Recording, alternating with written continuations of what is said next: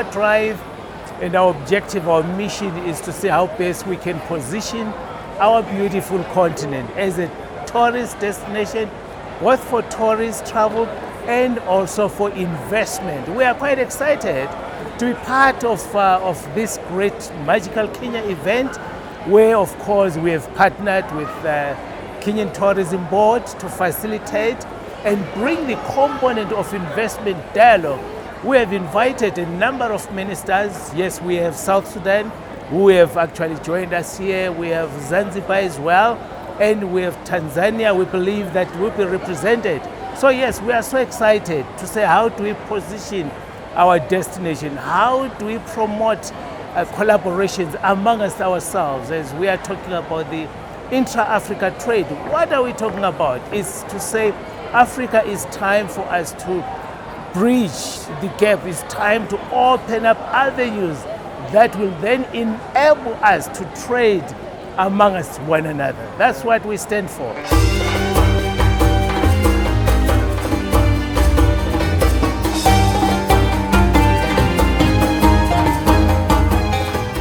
One of our core objectives coming into this expo was to make sure people not only see Uganda, but they experience it.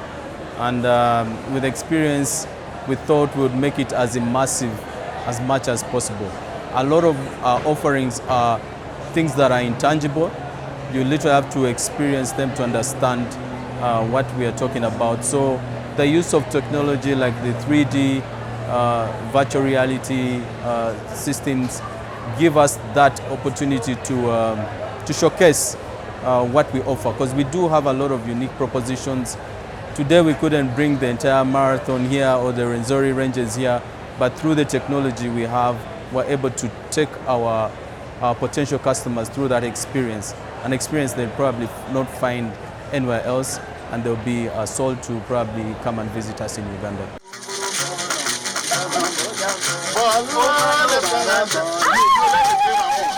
We do record traditional, authentic music into the promotion of culture. So this is what brought us to Kenya.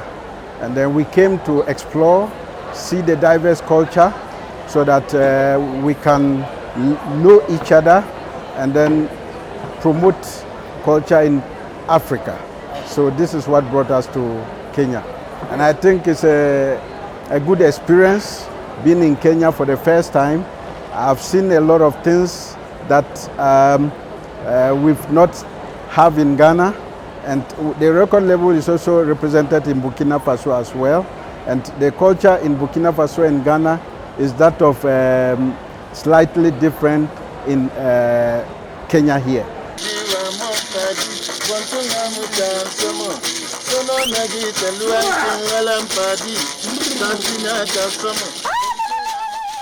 Let me commend your people. Commend, okay. Your people, they have done well. It's not when you are here and you did not travel to West Africa. You're probably picking the noise from there. Interpret it to be a development, but that is not the case. I'm someone that is, anything that I see, if it is black, is black, is white, is white. Here is more developed than any country in West Africa. So I would like to have videos here and then show it to the world that this is what African country called Kenya has it.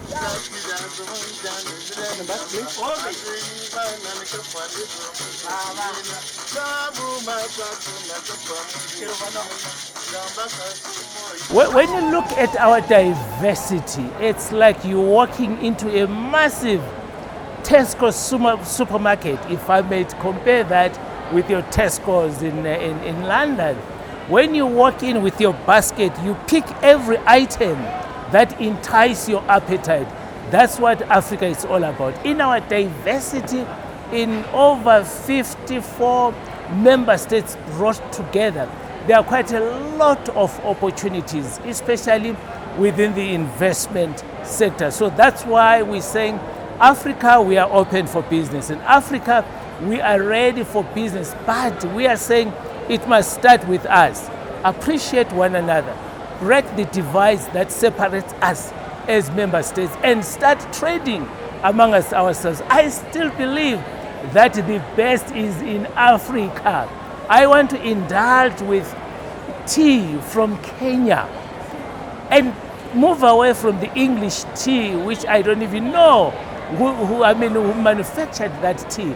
So Africa, we have so much in common. In Africa, we have so much opportunities that can actually be explored by our member states, by ourselves, and also involved in the whole value chain where our communities benefit from our great endeavors, especially when we're driving the intra-Africa trade.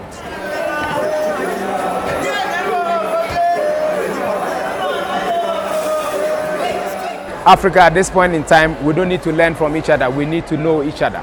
And that is where, we are at this very point in time. And by knowing each other is getting to experience each other. And we'll get to understand that we are always one people. It's just a diverse presentation of us because of environmental influence. And that is why the Cultural Oneness Festival is all about, in bringing that cultural unity, in bringing that cultural preservation or cultural heritage alive for the rest of the world to see and to get to understand that we are one people just moving into different environment, and the environment we influence to do our things a bit slightly different, but it really doesn't take away the oneness of whatever cultures that we find ourselves as an African people. We believe we are in the right track. We also saying we need to pollinate among us ourselves. It is high time for us to move away thinking that our role model should come from Asia, from China. We have countries like Rwanda. We have countries like Ghana. We have done so well in terms of tourism and in terms of enticing our communities in diaspora. So yes, we are on the right track, but more needs to be done. Especially our emphasis is collaboration between the private sector and the public sector. If we could join hands, work together towards one objective to turn around the status of our Africa.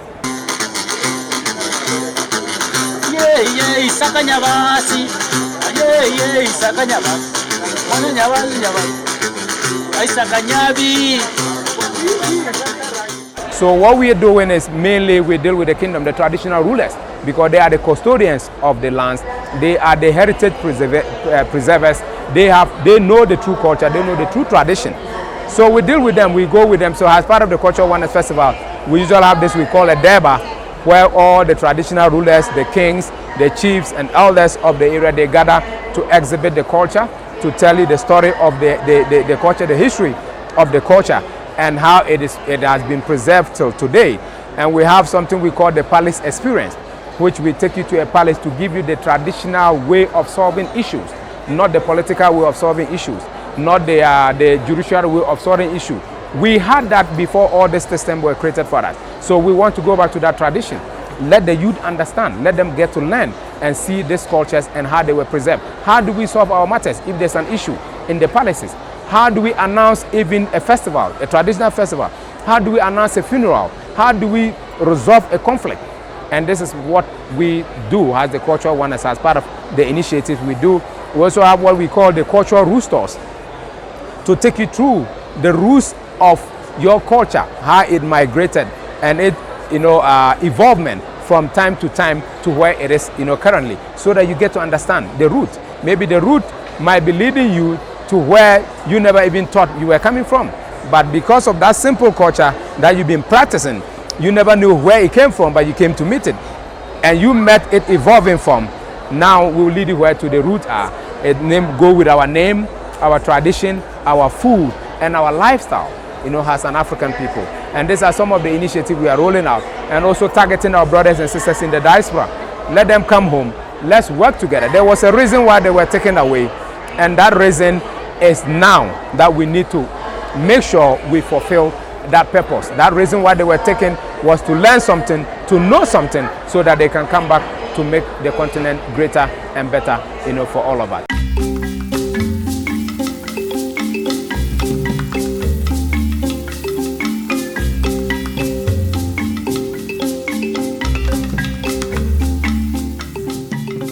cultural diplomacy is very necessary for us to really look at, because if you look at the diverse cultures that we have in Africa, there are a whole lot that is on tap because we don't explore, because we kind of have a lot of bureaucracies, and then there are a lot of things that we need to know from each other by cultural diplomacy.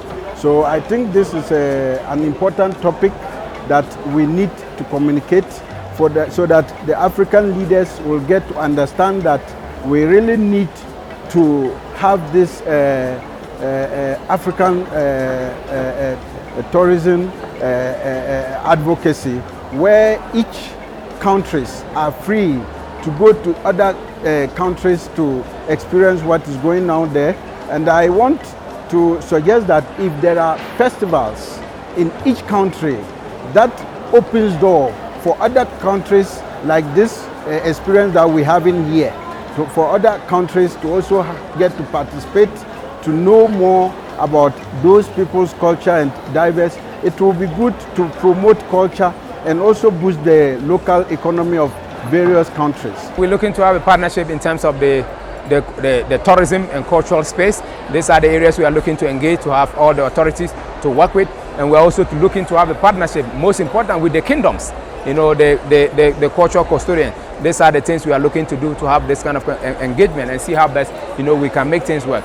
And one most important thing, which as part of this partnership we are trying to engage, and when we meet the authorities, we want to discuss with them, which I'm giving you the heads up of it. I even have a conversation with the African Tourism Board chairman, who is also the chairman for the Taste of Africa. We are having a brief conversation before I came in here. This is what we want to do. We want the authorities to work hand in hand with us. Our brothers and sisters that left Africa, they were only not from Ghana, Nigeria, Mali, Burkina Faso, Senegal, or anywhere. They were all across Africa. So what we want to engage as a greater agenda for us to work with the government institution is let them institutionalize an agenda or a movement that if an African or a diasporan had a Ghanaian visa, that visa can guarantee him to come to Kenya without taking another visa to come to Kenya. And if a diasporan had a Kenyan visa and fly to Kenya, that visa should be able to guarantee him to travel to Ghana without taking a Ghanaian visa from Kenya before he goes to Ghana.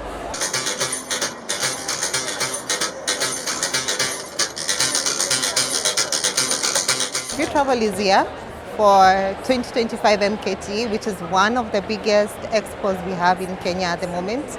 So this time we came to reach out and meet hoteliers and also airlines, and also trying to open up Africa. We've come up different destinations like Zambia, Malawi, trying to understand what is it that we can be able to sell to our clientele. So our main focus this time is trying to see how we can open the country, not just in Kenya, but also in other countries in Africa, and trying to expand them other Africa and see what destinations can we expand in, especially as Viutravel. This year, Viutravel is excited to have been part of the MKT 2025. We've had insightful discussions with the Kenya Tourism Board. We were able to meet them and talk about how we can bring cross-tourism across Kenya and also Africa. And also we've been able to talk to hoteliers, airlines, countries like Zambia, Botswana, South Africa. It's a lot to talk about, so whenever you can see us traveling outside, we are bringing you something exciting, not just in Kenya, but also across Africa.